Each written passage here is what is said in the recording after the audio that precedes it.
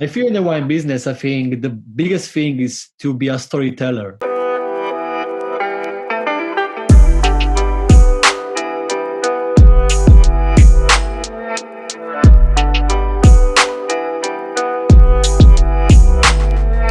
Tell us a little bit about your business plan or business model in Japan. Sure. Absolutely. So now the idea, we do event. So let's say we make this handmade gnocchi and we sell it to the event. We do some catering too. I want you to use my wine skill because actually also I'm a wine educator. Mm-hmm. So I would love to help Japanese people to understand more about wine and also, let's say, appreciate the Italian culture with this gnocchi, with handmade gnocchi, and have a kind of beautiful image about my country. So this is the plan, and my target will be more in the future, target to B2B business and not B2C. So we'll be in the future more a business supplier where actually restaurants can buy gnocchi from my company and the wine too. And I'm happy to also help them to training their staff about how to serve wine and how to sell wine. The wine and spirit education that you've been trained in as a sommelier. Yes. So you're working that into kind of the whole package for selling. Exactly. My father was a winemaker, and let's say I grew up in the wine industry, and I kind of enjoy it. Mm-hmm. And then I stopped for many years. Then when I went to Australia, I started to recognize and appreciate the wine. So I started to deep again in the industry. So do you recommend like pairings and things like that for your gnocchi? Yes, absolutely. Is the business that's still going in Australia, is that sort of a separate entity now, or is that's a partnership and this is solo? In Australia was a partnership, and it's still going, a partnership in Australia. We try to develop products to sell in all over Asia, to build this factory in Australia. But the wine business is solo. So the wine business is my idea, and the gnocchi business is something from Australia. Okay.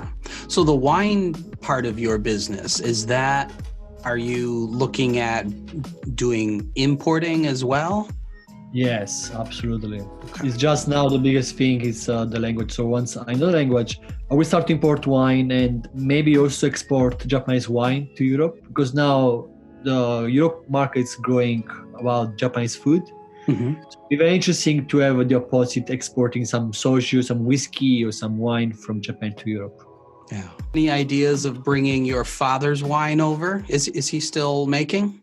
Yeah, he's still making for himself. Okay. But so many people actually told me that I should try that, because Japanese people like, exclusivity. Like this is the wine that my father makes. So it's only that type of number. It will be only 100 bottles, and people will pay for that because it's something exclusive for them. Right. So I was thinking about that, but there are a lot of process to do. So, yeah. I would think that, for getting your father ready to export, that's a whole different business.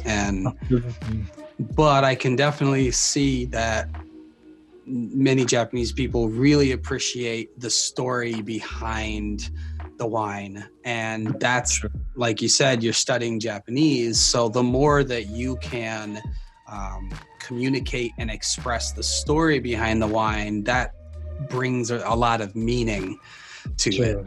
Yeah. If you're in the wine business, I think the biggest thing is to be a storyteller. As you said, explain the story behind the wine. It's something that customers can just imagine and feel. It's not just this wine tastes strawberry, so buy it. No, it's like a really understand the story behind the winemaker, where it's come from, why it's flavored this way, why it's flavored that way, and originally the place, why it's so different. So absolutely, being a storyteller is very good for the wine business. Yes, I agree with you.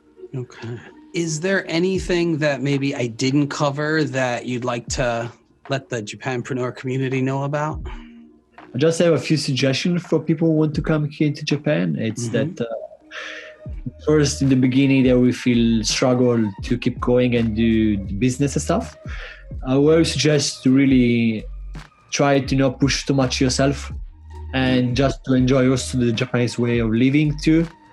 just work, or else you're going to be stuck in a way that you don't want to be stuck. And just go out there and meet as many people possible, have fun, and eat so much ramen, so much you want, drink so much, just have fun. That's my biggest suggestion here in Japan for new people who come.